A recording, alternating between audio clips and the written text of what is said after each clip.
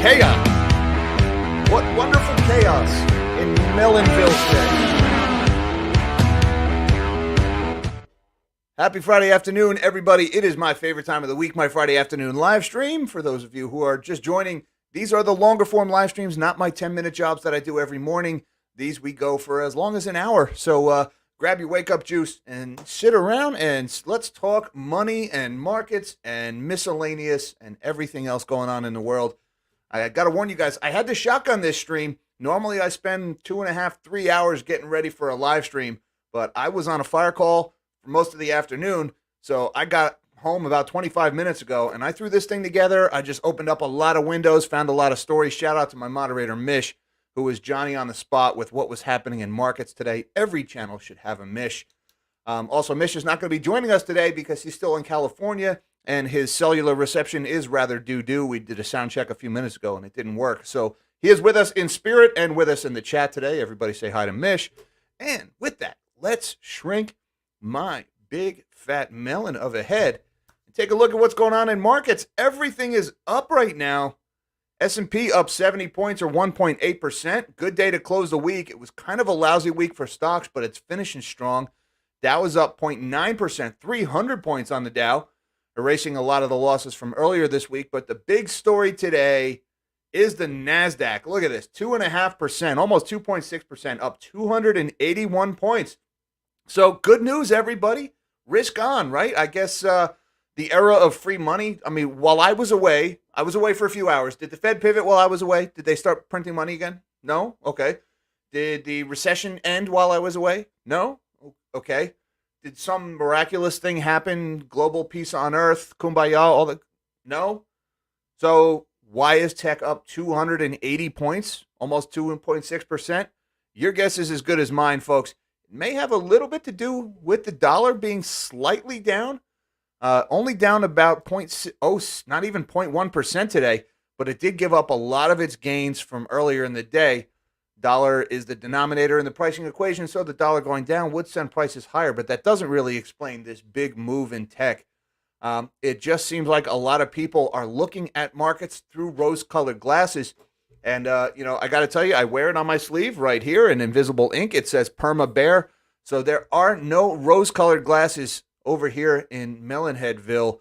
I tend to take the more pessimistic side of things, and I just don't see a justification for this rally in big tech today.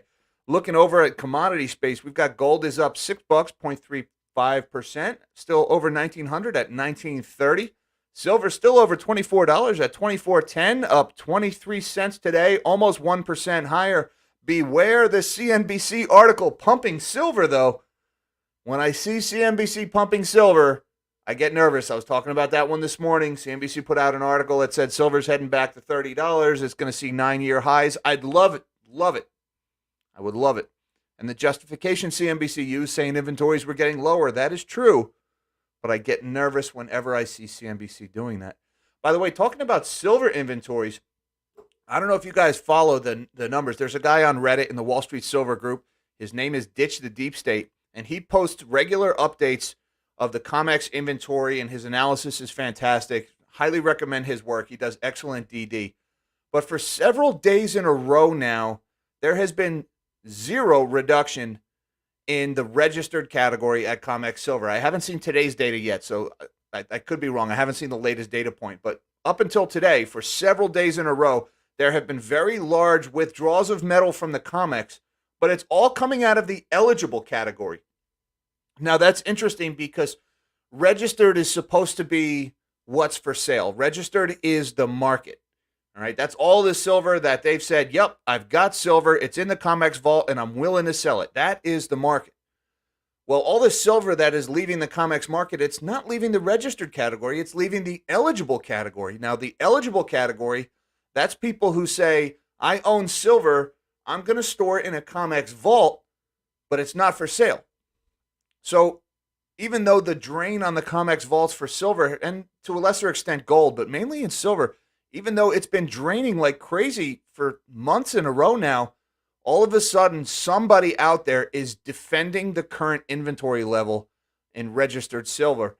And I remember I was talking with David Morgan back at the Silver Symposium in Spokane a couple of months ago, and he said several times, and not just David, a couple of people mentioned 30 million ounces was a big deal in COMEX registered, that when the inventory goes below 30 million ounces, you need to watch out. And at that point, we were losing like 100,000 ounces a day, and we were still just barely above 30 million ounces. And ever since the Silver Symposium, we still are bleeding these ounces almost on a daily basis from the COMEX, but it's coming out of eligible and not registered. So somebody with a lot of silver, and I mean millions and millions of ounces of silver, somebody is defending this inventory level by making up with their stash of silver for everything that comes out of the COMEX vault. And that's interesting because there's really no way to tell who's eligible is whose. That's all the customer accounts at JP Morgan. A lot of ETFs keep their silver there. It's all spoken for.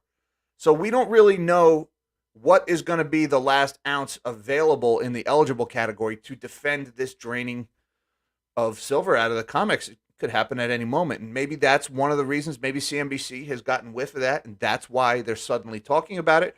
Or maybe CNBC is just trying to lure in retail investors so they can coordinate with the big banks to smash the price again and take everybody's money. Both are entirely plausible scenarios. I've seen CNBC do this in the past, and that's why I'm a little nervous. But all I can say is, you silver bugs, eventually you guys will be rewarded for your patience. I think it's a mathematical certainty. The expanding money supply, the dwindling silver supply, the increasing demand for silver, the reducing mining output. I think it's inevitable that we get significantly higher prices in silver, but that doesn't mean they can't still play their stupid games. So keep an eye on that one. All right, that was my long diatribe about silver. Looking on in the commodity space, we've also got oil is up another dollar today, 81.81, up 1.5%. Crude has had a really good, pretty much 2 weeks right now. We'll take a look at the crude chart in a little bit. And natural gas. Oh, my poor natural gas. Look at it. Another 5% today, sitting at $3.10 for natural gas futures, down 16 cents or 5.13%. Folks, the natural gas trade is going to reverse at some point. It is a guarantee. It won't stay warm forever. I'm not a meteorologist. I'm not a weather guy. I know a few pretty good weather guys. I've got to start talking to them because one of these days, the long-range forecasts are going to predict a big shift colder for the U.S., and you better believe natural gas is going to rip higher on that news. But you know what? It's been that way for, 2 weeks now, and it just keeps going lower. So for now, natural gas, it is so oversold. It is just absolutely brutalized down in the dumps, but it can still go lower, folks. So we'll go over that chart a little bit too, and what I'm looking at, what I'm looking for confirmation that it's gonna reverse. And anytime natural gas has gotten down this low, it's always made a hard V-shaped recovery and gone flying higher from there. We'll look at that in a little bit too. We talked about the DXY down a little bit today, not quite 0.1%. Let's take a look at a couple of these charts here. I've been looking at this one for a while. We looked at this one the last couple of days in the morning lives. This is the S&P, and this chart really goes back to the start of last year, right? We've had this descending level of resistance in the S&P 500. We were threatening to break out from this a few days ago. We failed a back test. We're back in this channel. And then, of course, we had this big update today. So if you look at the wick on the top of this candle here, man, it came right up to my line, didn't it? I mean, I am not the best technical chartist in the world by any measure, folks. There are way better than me out there. But, man, it's like somebody was looking at this line today because the S&P came up to that point and reversed. So we'll see where we close right now. But we're still in this band. We're still in this descending triangle pattern. I'm sorry, this is a pennant pattern, but this is a bearish continuation pattern. The RSI is also in the same pattern. So this is all, to me, looks like this year-long downtrend in the S&P 500. It's intact. All right, even though there is a lot of bullish sentiment out there right now because, yeah, the Fed is starting to ease off a little bit. They are still tightening. They are still raising interest rates. By the way, nobody has even mentioned quantitative tightening for months over there. So the Fed is very much still in hawkish mode, even though they're slightly less hawkish than they were before. But we are heading towards a recession, probably a severe recession. I don't think anybody argues with this. There was a guy on CNBC yesterday. He was a trader, And he made an interesting point because he said X energy, except for energy, virtually all earnings in the S&P 500 are going to be down this year. He's across the board earnings down. And then in like the next breath, he said, we're nowhere near a recession. How do you get across the board decreases in earnings in the S&P 500 except for energy, which is what, like 460 companies? How do you get an across the board decrease in earnings in the S&P 500 and then say no recession? That one of these things is not like the other. But the thing is, during a recession, earnings contract. And if earnings are contracting, multiples are also going to be contracting. PE ratios are going to be contracting also. So not only are these companies which trade at a multiple of earnings, the E is coming down, but the multiple is going to come down also. A severe recession, you just don't get multiple expansion during a severe recession. So barring some kind of mathematical fluke, I don't see how stocks continue higher here. Now, that doesn't mean we can't continue to have these bear market rallies and these short squeezes, especially when the put-to-call ratios get all out of whack. You know, the big firms, they can engineer a rally and trigger stop losses and wipe out retail traders. They've done it several times in 2022. So I wouldn't be surprised to see them continuing. But overall, my sentiment, again, I am a perma bear, so I want to be upfront with my own biases here. But I just don't see anything to take this market higher other than, hey, there's a lot of rich people sitting on a lot of cash right now. And if they all decide to pour it into the market at the same time, stocks would go higher. That's pretty much what it comes down to. But that's my look at the S&P. Let's take a look at the NASDAQ. Now, the NASDAQ, kind of the same thing. We had this bearish continuation pattern, this descending triangle. This pattern isn't as tight as the one in the S&P. We had broken out of that pattern. We closed back below it. We failed the first retest. We were down below the 50-day moving average, at least until the opening bell this morning, and now we're right back above it. So this is signaling a bearish breakout in tech. And I find this very interesting because, number one, that's risk on. When you see tech leading the way higher, that means investors, on average, have more appetite for risk. This does not strike me as a risk-on environment, not by any measure, folks. But there it is, that big green candle and what looks like a breakout from this pattern. But the other thing is, look at all your big tech firms. Microsoft, Meta, Amazon, who was it today? Google today. I'm sorry, Alphabet. All announcing tens of thousands of layoffs. All right, these are not companies who are getting set up for a booming business model. These are companies that are battening down the hatches, trimming their headcount, shrinking the org chart, cutting costs to survive a recession. So why are their stocks expanding? Take a look at some of these tech stocks today. Netflix, all right, Netflix posted a great quarter, great subscriber acquisition numbers, up 7.8%. All right, I can get that. Netflix surprised today. So I'll give Netflix a pass on this one. They deserve it. They've had a rough year, so they deserve it. But Alphabet, up 5.3%. They just announced they're laying off 6% of their workforce. And the stock rallies. Okay, I get it. They're trimming costs. Maybe investors think, okay, this means it'll be a slightly healthier company coming out. But 5.25% on laying off 6% of your workforce, that doesn't pass the sniff test. Amazon riding high along with Netflix and Google. Why not? Up 3.6%. Meta up 2.5% today. Apple up 1.8% today. These are all firms that are laying people off. Apple being the one exception. Apple has not announced any big layoffs. But I just don't see it. This tech rally, it does not pass the sniff test to me. And you know me, I am a firm believer in the sniff test. And I just want to say, what is going on to Mr. T-Spin? Thank you, sir, for the super sticker. It does not come through in StreamYard, but he sent me what looks like me trying to get in shape, pear-shaped body, making love to his reflection in a mirror. Yep, that's Jack working out right there. Thank you, T-Spin. I appreciate the super chat, sir, and the support of the channel. You are a gentleman and a scholar. All right, moving on. I lost my place. I told you we're shotgunning this one today.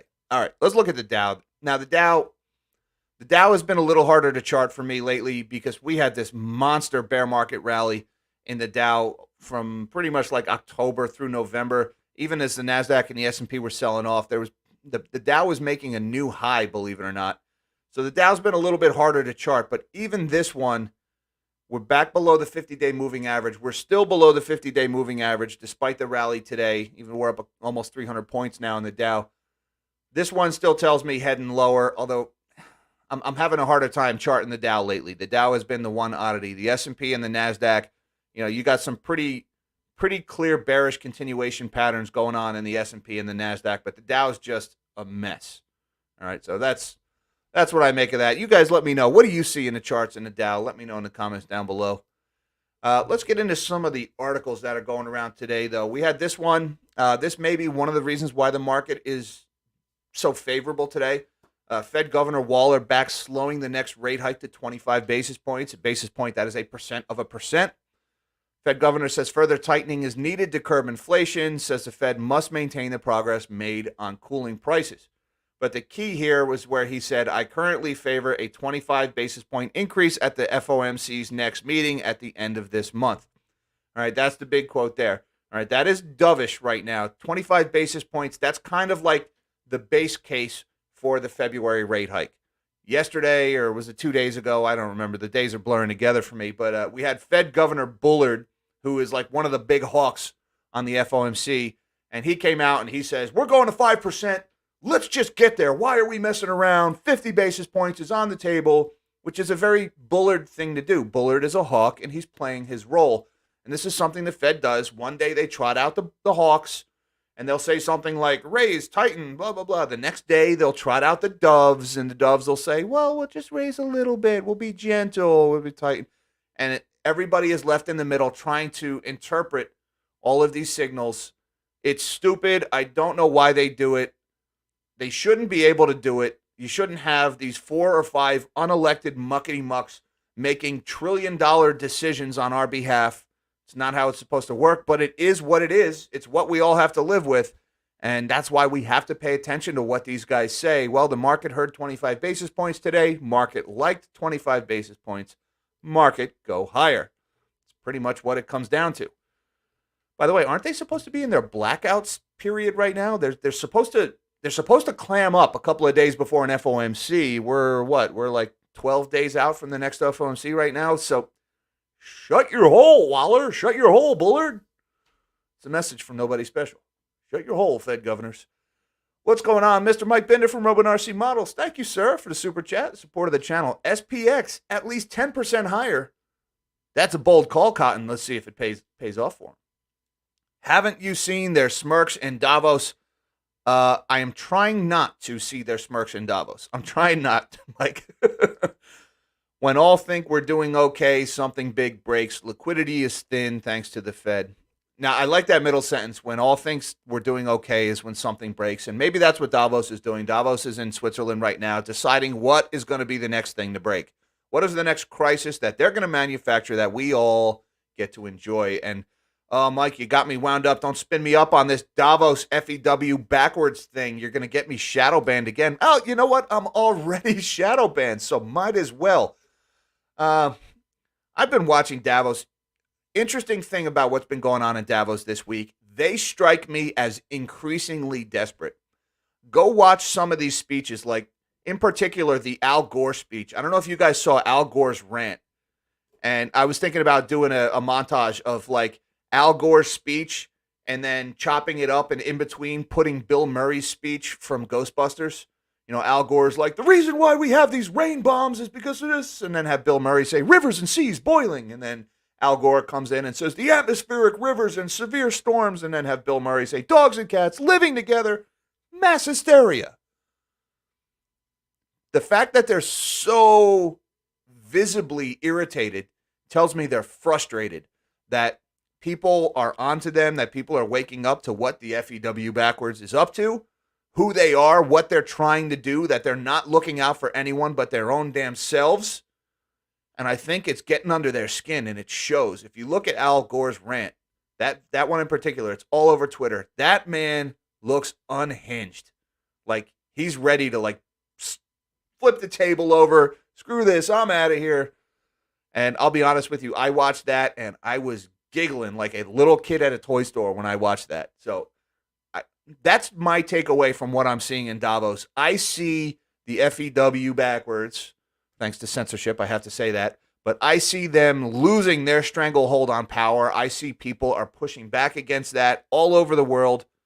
And I think they're pissed off about it, which of course means watch out, because these are not people who go quietly into the night. These are people who create global catastrophes to preserve their own power. So be careful and be vigilant for what they might do next. But I see their power waning, and I like what I see. Anyways, S&P 10% higher, Mike. Let's go back to that first sentence there. That's a bold call. All right. I gotta look at the S&P chart. So you're saying an S&P 10% higher. We're at 3961. So you're saying 4,400 on the S&P. Interesting thing. Let's just do something of a little bit of a measured move here. Where would this put us if we were to break out of that? Let's say we break out down here. That would put us about 12, 13% higher.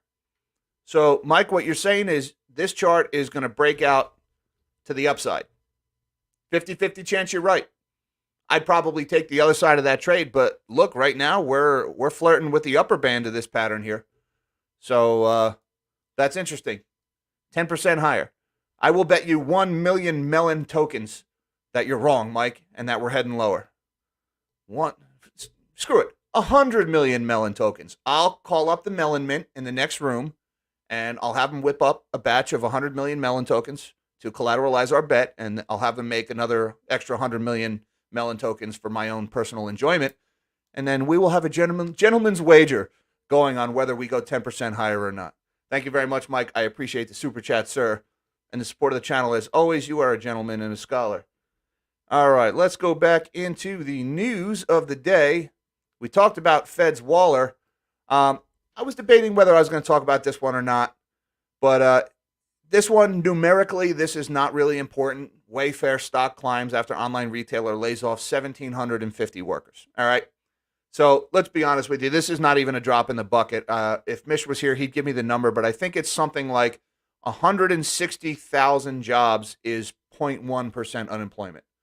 I think that's what it is. He'll probably correct me in the chat if I'm wrong, but I think it's like 160,000 jobs is 0.1% unemployment. So Wayfair laying off 1,750 workers. This one does not move the needle. All right. But this is another anecdotal data point to support that these layoffs are piling up. We've had the Microsoft ones, the Google ones, the Amazon ones. The banks have been laying off people like crazy, and now Wayfair laying off 1,750. How many are out there that don't make CNBC? How many home builders are laying people off right now? Because 68% of homes in KB Homes was the builder. We have the buyers are canceling contracts. So how many builders are getting laid off right now? How many plumbers are getting laid off? Every business, you name it, are getting laid off right now. If we're seeing it in big tech, we're seeing it in Wayfair, probably just because we're not seeing it in these other areas doesn't mean it's not happening. And somebody left a comment on my video earlier this morning because I had mentioned how the initial jobless claims were still trending down, even though these anecdotes were piling up of more and more layoffs. Thank you, Mish. I see that comment in the chat, by the way, about the 0.1% is 160,000. Thank you for that. But somebody had commented that, correct me if I'm wrong here, Mish, who has some history in this area, but when someone gets laid off, if they're given a severance, like say they're given 6 months of severance, then they don't qualify for unemployment benefits until that severance wears off. Now, if that's the case, a lot of these big tech companies that are laying people off are making very generous, I'll say they're probably, this is my guess, they're probably giving pretty good severance packages. The ones that we saw on Google today seemed like they were pretty good. All right, so these people are not going to hit unemployment for several weeks, maybe several months. If they're getting these big severance packages and they're going to keep collecting pay and benefits for several months, they're not going to get unemployment benefits for several months. So maybe another lagging indicator. Again, the Fed is looking at this stuff and the Fed is saying, well, unemployment isn't climbing, keep tightening, keep tightening. Meanwhile, the layoffs have already started, but they're not showing up in the numbers. The Fed is looking at the numbers, keep tightening, keep tightening. By the time it shows up in the numbers, it's too late to stop. And the Fed is still hiking. They're still going. So Mish says that is correct about the severance. Thank you, Mish, for that. So again, this one right here, 1,750 workers, numerically not significant. All right. But again, it's just one more drop in the bucket. It's one more example of what's going on. And the reason I mentioned this is because we've mentioned several times on this channel now that the missing ingredient to a crash in the housing market is layoffs and unemployment. And we got this number today. U.S. existing home sales, which include completed transactions of single-family homes, townhomes, condominiums, and co-ops, fell another 1.5% to a seasonally adjusted annual rate of 4.02 million in December of 2022, slightly above market forecast of 3.96 million. But it marks the 11th straight month of falling home sales, the longest stretch since 1999. You know what's between 2022 and 1999? The global financial crisis, GFC, the housing crash. And we now have a longer streak of falling home sales than even the GFC. Whoa, that's a big data point. And take a look at this chart. This is existing home sales going all the way back to the year 2000. Look where we are right now. We are right at 4 million. All right. These are thousands. We're right at 4 million. We are below where we were at the height of the unfortunate health situation. Some people get so triggered when I say pandemic. It wasn't a pandemic. It was a global conspiracy or blah, blah, blah. This is serious. People got sick. Well, call it whatever you want. All right. It moved things. It made differences, whatever caused it. Yeah, people jump down your throat for everything, man. You guys lighten up, says the guy who has veins sticking out of his forehead every time somebody mentions the FEW backwards, but I digress. But look, going all the way back, as far back as 2010, to find anywhere where there was fewer home sales. So this is not the lowest that existing home sales have been since 1999. We did go lower, but this is the longest consecutive streak of lower sales. 11 straight months. Folks, we're still just getting started here. I mean, now we did have some encouraging numbers. Mortgage applications came out earlier this week. Mortgage applications were a little higher. That's not a home sale. That's somebody who says interest rates have come down a little bit. I'm going to apply for a mortgage. Maybe I buy a house, maybe I don't. But an increase in mortgage applications, you'd see that before you see an increase in existing home sales. So it's possible that existing home sales may rise in the weeks ahead. It's something to keep an eye on. Early indicators of that already, but 11 consecutive months of a decline in home sales, that is a huge deal. Now, folks, the prices are still barely moving. I know some of you local guys, like, Phoenix area, you're seeing declines in prices. San Francisco seeing declines in prices. But for the most part, nationally, home prices aren't moving that much, if at all. Some areas, they're still going up. But the reason is the buyers are leaving the market at the same rate that the sellers are leaving the market. So supply and demand are both falling. The balance is staying the same, and so price isn't moving. The missing ingredient to that, the big change, is what happens if all of a sudden there is a new surge in supply. If there's a new surge in supply, there's no surge in buyers to offset it. This is an illiquid housing market. This is a market that is less liquid than it's been since 2010. That means prices will fall very fast, hard and fast. All right, and these layoffs keep piling up. The Wayfair story, again, it's a small one, but put that on top of the Google layoffs, on top of the Amazon layoffs, on top of the Microsoft layoffs and the bank layoffs. When people lose their jobs, they stop paying their mortgage, they lose their houses. The clock is ticking on a housing crisis here, folks. That's what I'm trying to say with this. So that's why I pay so much attention to these anecdotal stories about what is going on in the jobs market. Now, I just got a message from my man Mish who said, check Bitcoin. What is going on in Bitcoin right now? 22,106. Hello? Where did this come from? This is all happening very suddenly here. I don't know what's driving Bitcoin higher. Is there some news on the Genesis story? Possibly a deal between Gemini and Genesis, or Gemini and Digital Currency Group?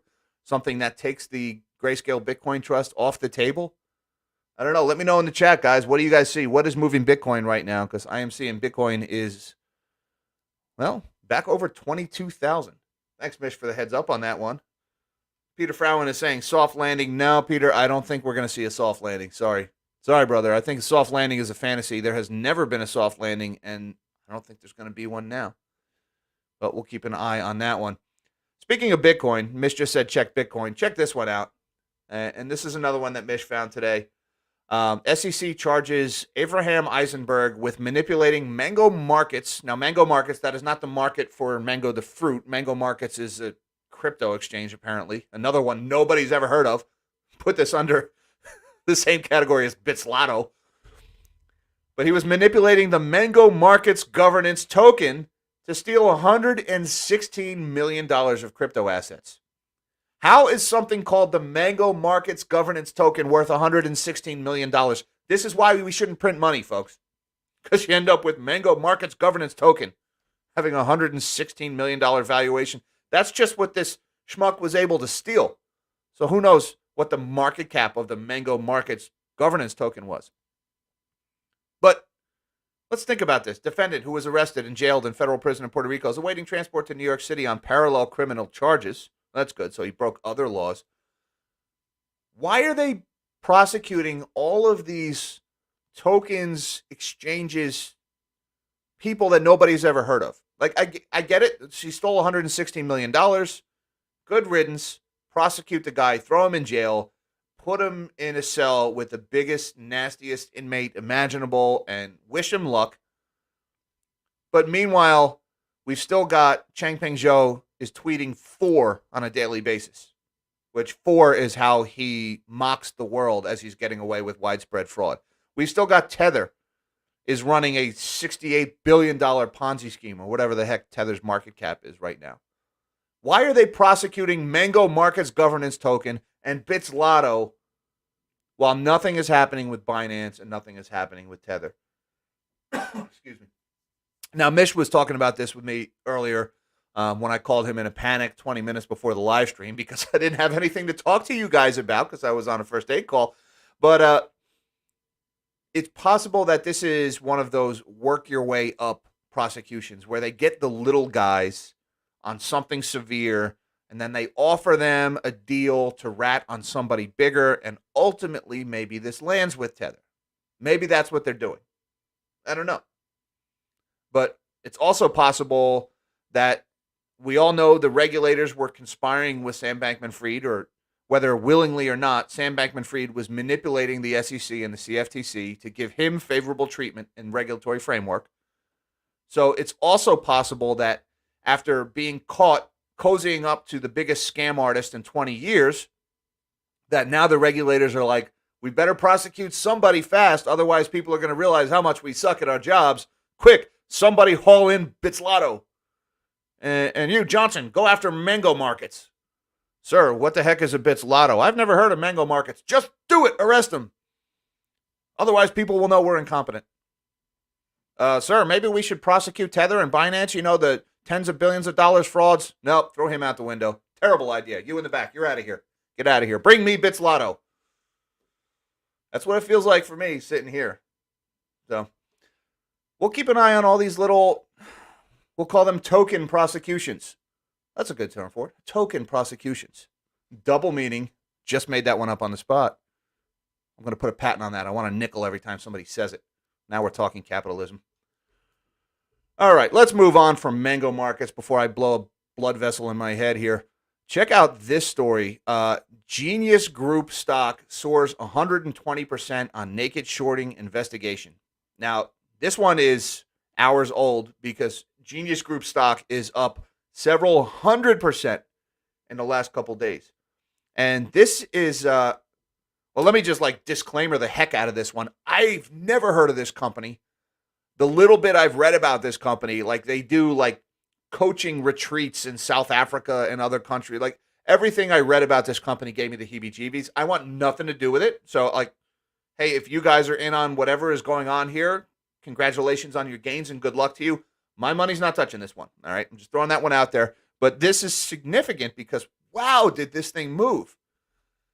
Genius Group, very humble name, has formed an illegal trading task force to investigate market manipulation. The group will be led by former FBI Deputy Director and Genius Director Timothy Murphy, Genius Director Richard Berman, and CEO Roger Hamilton.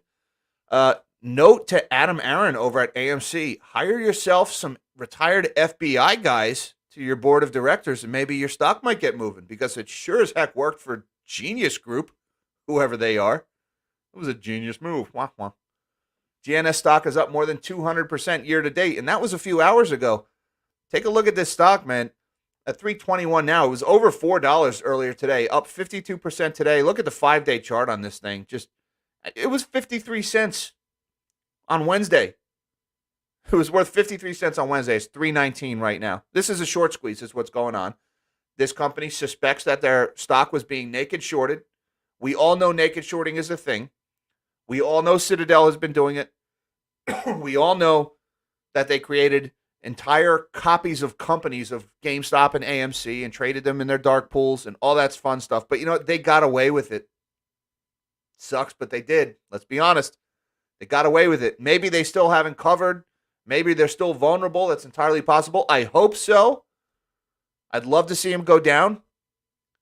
But they changed the rules in the middle of the game when they got caught with their pants down to their own benefit, and nobody got arrested. Nobody went to jail.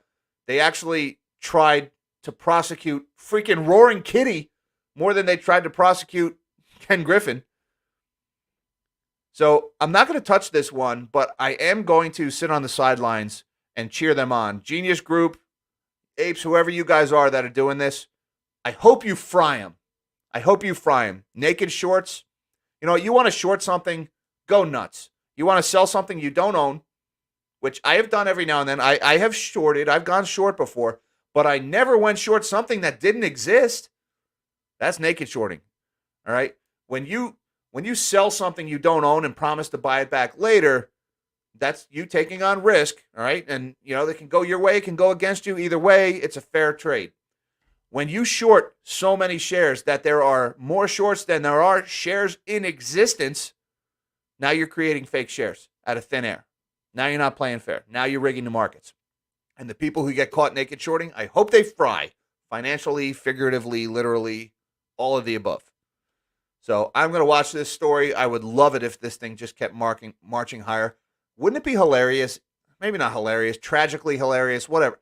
If MOAS is triggered by the Genius Group Limited, not GameStop, not AMC, not BlackBerry or BBY. No, Genius Group triggers MOAS. That would be wonderful. I just want to see it. I hope I live to see it. That's all.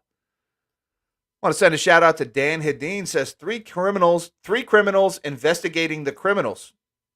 That's interesting. Are we talking about the Mango coin, the Mango governance token here, the Bits Lotto, or are we talking about Genius Group Limited? That's all of the above, huh? But yeah, man, it pays to have an FBI guy on your board, though, doesn't it? Wow. I bet you the CEO stock is doing pretty well right now. Also, one thing I want to just point out on Genius Group Limited. So let's not pump this one too much. Let's look at a full screen on this stock here. All right, this thing they IPO'd back in 2022 at about what, $35.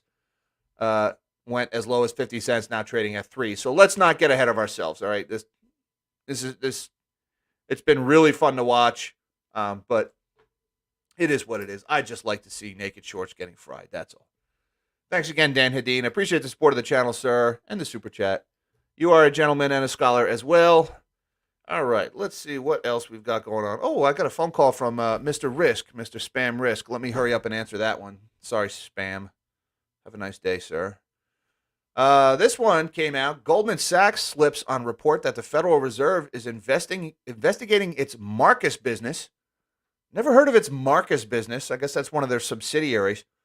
That's the name for their consumer banking division. Goldman Sachs is, notorious. Maybe that's the word. Or they're a prolific investment bank. They don't do a lot of consumer banking, but they got into consumer banking in 2022. They got heavily into it, and apparently it blew up in their face. Their earnings report was just god-awful because of it. I guess they named that business Marcus. But the regulator is looking into whether Goldman Sachs had the right safeguards in place to protect consumers when it increased lending in the consumer division, the Wall Street Journal reported. Just days ago, Goldman CEO David Solomon admitted that the bank suffered a disappointing quarter, in part because it took on too much in the consumer banking business. Shares slipped nearly 3% on the news. Goldman is now up less than 1% on the year. That's kind of a silly data point. We're only 20 days into the year. But here, check out Goldman today, down 2.5%. Sorry, guys, I've got a frog in my throat. Over the last 5 days, they're down significantly. They were at 373 a couple days ago, now trading at 342. So tough times for Goldman Sachs. The investment banking wasn't doing so well. There haven't been many IPOs or SPACs or mergers and acquisitions in the last year or so, and that is Goldman's bread and butter. And so they tried to get into consumer banking, and well, that didn't go so well for Goldman. Moving on from that one. All right, let's talk about natural gas because I've had this one on my radar for a while now. All right, first thing I got to do, I think it was last Friday, I drew this up arrow saying that we were due for a rally. I'm going to have to delete that up arrow because since I drew that up arrow, it's done nothing but go down. Whoops. So we're going to delete that one. Now, I did mention when I drew that up arrow that I had no position in natural gas and I was waiting to open that one. I still have no position in any natural gas stocks. I have shares of Devon Energy. That's really my only energy trade right now. I don't even think Devon deals in natural gas. So I'm pretty sure they're a straight up oil company. I should probably know that. But looking at this one, man, we have been coming down really nonstop since August. Now, the natural gas trade kind of pulled a 180. And this is, here's my warning. You know, in August, it was looking like energy Armageddon. Europe was going to freeze to death. They were going to bankrupt the whole economy because they didn't have energy. They were going to outbid each other into oblivion for what little energy they had. But then winter never got here. It's hard to freeze out. It's hard to freeze to death without winter, I guess. And so energy prices have just collapsed. I mean, not just in Europe, but here also, because we've had a pretty unseasonably warm winter here in the States as well. I mean, look, let's scroll back here. How far back do you have to go to get to $3.09 on natural gas futures? You got to go all the way back to like, what, January of 2021, maybe even 2020. I mean, this is a really, look at this sell-off here. Now, how long can this go on for? If you would have asked me a few weeks ago, I would have said not much longer, but it's still going. Look at the RSI. The relative strength in this is a measure of the momentum. It has been at 30 for almost 3 weeks and still heading lower. Today, making a new low today, the RSI currently at about 28.5. Now, the reason I say this is ripe for a rebound, I drew this on some of my previous streams. Look at these V recoveries. The last time the RSI was anywhere down in the 20s, I mean, we got as low as 25 back in October. But look at the V-shaped recovery in natural gas prices that we had off of that reversal in the RSI. We're back down at the same levels here. The time before that, when the RSI was back in the 20s, that was June of 2022. Again, look at this V-shaped recovery. So when natural gas finally does catch a bid, it's going to rally hard. It's going to rally almost straight up and to the right. However, that doesn't mean it can't go lower. And, you know, I've mentioned this several streams in a row now. You know, this thing is poised to rip higher. It's going to take something like some cold weather showing up in the long-range forecast. It still hasn't shown up. If another 2 weeks goes by and it still doesn't show up, natural gas could be under 2. It could be under 2 Monday morning. So I'm keeping an eye on this one, but I still have no position in it. And what I've got up here, I want to give a shout out to Johnny Bravo over at Jay Bravo's channel. This is the 9-day moving average. Johnny Bravo swears by the 9-day moving average. And he's been watching this one for a while, and he's saying he's waiting for a full candle close above the 9-day moving average before he buys in, which means you're not going to nail the bottom, but you'll get pretty darn close. And we're still well below the 9-day moving average, so I'm holding off on this one. But man, this is really, I've been watching this day in and day out, waiting for this reversal, and it just hasn't shown up. If the warm weather doesn't arrive, it's not going to show up. So, you know, as much as the energy trade did a 180 from August to now, could do a 180 in the opposite direction, right? We could have a chunk of polar air break off and hit the U.S. or break off and hit Europe, and natural gas prices could just move straight up from there. All right, it's happened before. It's happened twice in 2022. The conditions are ripe for it right now, but it's not happening yet.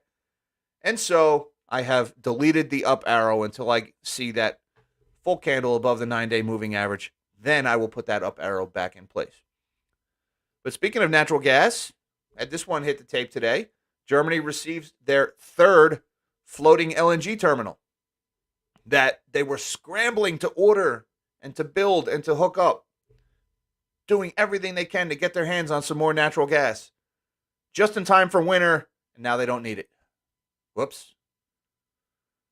But hey, better to have it and not need it than need it and not have it, right? A floating terminal to import liquefied natural gas arrived at the port of something I won't even try to pronounce. Shout out to my German friends who can pronounce that word. My God, that's a lot of consecutive vowels. The third such vessel to start up in recent weeks as Germany rushes to diversify away from former top supplier Russia. The Hoganet floating storage and regasification unit arrived at the terminal I can't pronounce near Hamburg. It will allow LNG tankers to land and their cargoes to be regasified and fed into the country's grid. Now, right now, Germany doesn't need this thing because their storage tanks are still pretty much full. And, there were stories a couple of weeks ago about LNG cargoes just sitting at port because they couldn't unload. There was nowhere to send it. They ordered so much of it, anticipating not having enough pipeline flow through the winter. They don't have any more storage capacity to put the stuff. The cold never arrived, and so it just sits. And so these markets are going to be so incredibly volatile as long as this keeps up. And I just hope that the Europeans are taking this for the blessing that it is.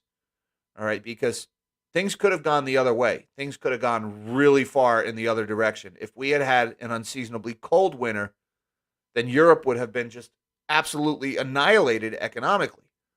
So I hope they're not looking at how things are going right now and patting themselves on the back and saying, good job, Greta, our energy policy is clearly working. I hope that's not the message they're taking away from this. The idiots in Davos, that's what they're saying. But I hope the actual people who are making the decisions are not looking at this gas situation in Europe and thinking they did anything right. You rolled the dice and you got lucky. You may not be lucky next time. So they need to build out their energy infrastructure. They need to build out more gas storage. They need to build more pipelines. Maybe stop World War III before it happens. I just throw it out there. You guys do what you want with it. It's just an idea. Don't jump down my throat. I'm against dying in a nuclear fire. I don't know about you guys. Hey, you do you. But another one I've been following in this space is Schneider Energy. I didn't even remember drawing this line. I guess I drew this line in a live stream a couple of weeks ago. I know why I put it where I did. We had a double top pattern here going all the way back to 2022, and then we hit there. So I guess I figured that would be a support line if it kept falling. And LNG fell below the 200-day average, fell below that support line, bounced back above it, and it's retesting it right now. Looks like the retest is holding here, and it's struggling to retake its 200-day moving average. Schneider Energy, that's the biggest LNG exporter in the U.S. I don't have any position in this one right now. I probably won't start one anytime soon because with those stories about the cargoes just sitting at port in Germany and in Spain and other places in Europe, I just don't think we're looking at a very good quarter for Schneider Energy coming up. I think they report at the end of February. So I always watch this one because this is a good way to invest in the European energy situation. I did really well on Schneider Energy early in 2022 when I saw that the energy crisis was first starting last fall, and it did pretty well through last year. I got out of it a couple of months ago. It was a little bit lower than it is right now when I sold, but not by much. I probably sold a little bit early, but right now I'm staying away from this one. This is just one that I follow on the natural gas story. All right, we are now closed for the week. It is 4:04. Let's go through the indexes and see where we finished up at. Looks like the rally continued into close. The S&P ended up closing up 72 points or 1.85% at 3971. The Dow ended up closing up 330 points, 100%. Look at that, up a full percent on the day. And the NASDAQ leading the way, up 288 or 2.66%. Risk on, baby. Pile into them tech stocks, huh? Not with my money. Sorry. Again, Perma bear right here on my sleeve, all right? Guys, I'm going to be upfront with you with my own biases. It informs my decision making, all right? I get it. I'm a perma bear. I rarely see optimism in markets. It's just kind of how I roll. But this one here does not pass the sniff test. All these companies, all the big companies that make up the NASDAQ, they're laying people off because they can't afford to keep them working because their earnings are going to contract. And these are growth companies. When their earnings starts contracting, their multiples contract even faster. These are not stocks that are going to do well in a recession. So that's why I am staying clear of the NASDAQ. It's my favorite thing to short, although I currently have no short positions open against the NASDAQ. I guess I should mention that one. Always looking for an opportunity, but right now, no positions open against any of the indexes.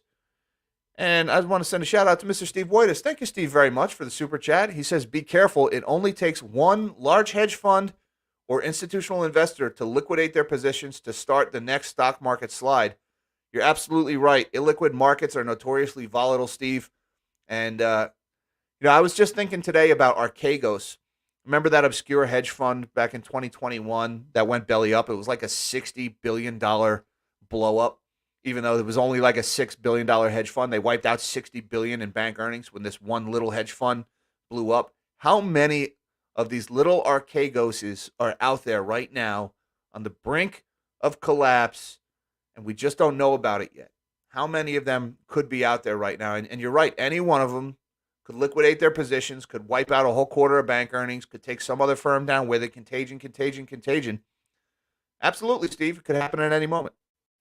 I try to present both sides of the trade. The flip side is that all these wealthy people that are sitting on this big wad of cash I hear so much about, even though the personal savings rate is way down in the United States, but there is a few select individuals that are sitting on a lot of cash, all the stocks and bonds that they sold in 2022.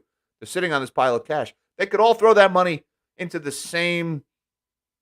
tech. Maybe that's what's happening today. They could all deploy that cash into one section of the market and cause the most rip-your-face-off rally at any time also. That could happen. So it could go either way here. And, that's why I keep coming back to these chart patterns on the S&P and on the NASDAQ that I'm watching so closely. I mean, we closed right on that line. Look at that. Right there. I didn't move that line, folks. It was right there this morning, I swear. But we closed right on it. Let's see what we do on Monday. Do we break out, back test, and move on and upward? Then we're into Mike Binder's 10% higher on the SPX. I'm going to have to give him his 100 million melon tokens as a reward. Or we could reject this level and we could break down in the other direction. Either one could happen. Same thing with the NASDAQ here. Where'd the NASDAQ? NASDAQ closed way above that 50-day moving average. Talk about a back test, man. Look at that. We broke above the 50-day moving average. We came down. We back tested it. Looked like a failed back test. And then, boom, higher we go. So NASDAQ is looking good right now. Again, I'm not touching it. Not with a 10-foot pole. Not with my worst enemy's money. Big growth companies don't expand their multiples into a recession. It just doesn't happen. But thank you, Steve, very much for the super chat, sir. I appreciate it very much. You are a gentleman and a scholar. Thank you, all you melon heads, for your wonderful support of the channel.